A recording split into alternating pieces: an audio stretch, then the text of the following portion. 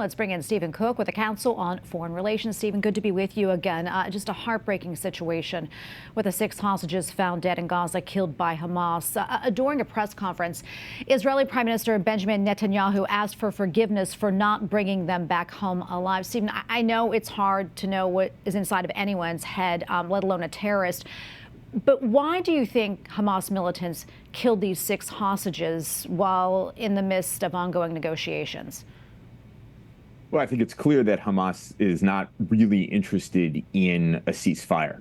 Hamas leader Yahya Sinwar has over and over again denied an agreement that his negotiators are working towards. There are text messages and messages from him to negotiators in Doha and Qatar saying, I don't see a reason why we should negotiate. We're winning this conflict. The Hamas also made it very clear that they will kill hostages if the Israel Defense Forces undertake rescue operations. And the IDF was in close proximity to these hostages. And they were subsequently murdered in cold blood as the IDF moved in. Yeah, and Netanyahu also said that Hamas will pay a very heavy price for the killing of the hostages and that he will not yield to pressure to abandon his demand for troops to remain along the Gaza-Egypt border and the Philadelphia corridor. Stephen, tell us why this particular strip of land is so important to the Israelis and why it appears to be a sticking point in reaching a deal. Well, the Philadelphia corridor is the place where, as you point out, Gaza and Egypt meet. And it is also underneath that border in which there are multiple tunnel networks in which smugglers have resupplied Hamas. There are some allegations that Egyptian intelligence officers and border commanders have turned a blind eye or even profited from this smuggling.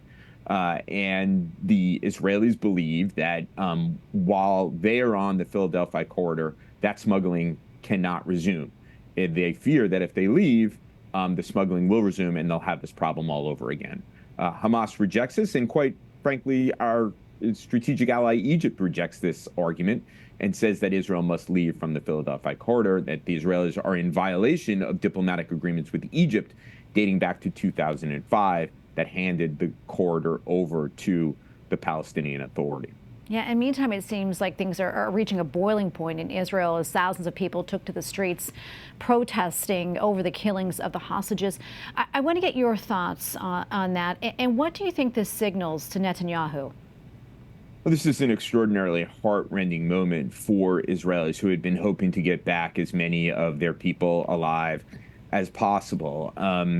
They are angry at the government. They believe that there are points at which, had the government demonstrated more flexibility, that hostages would have come home.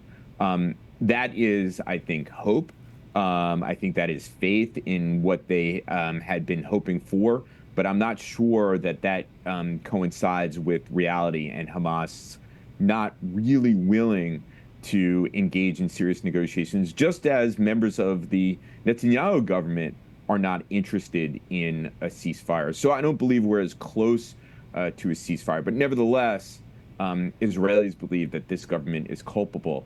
And that is why Netanyahu, for the first time, took responsibility. But I don't think it's going to have a significant impact on his political standing. His coalition is pretty sturdy with 64 seats in Israel's 120-seat legislature, gives him the majority he needs with some cushion. Almost out of time here, but quickly. I mean, do you think even at this point that we're at right now, do you think that a ceasefire deal can be reached, Stephen? Very quickly? No. All right, we're going to leave right there. Stephen, great to be with you as always. Thank you for your insights. Thank you.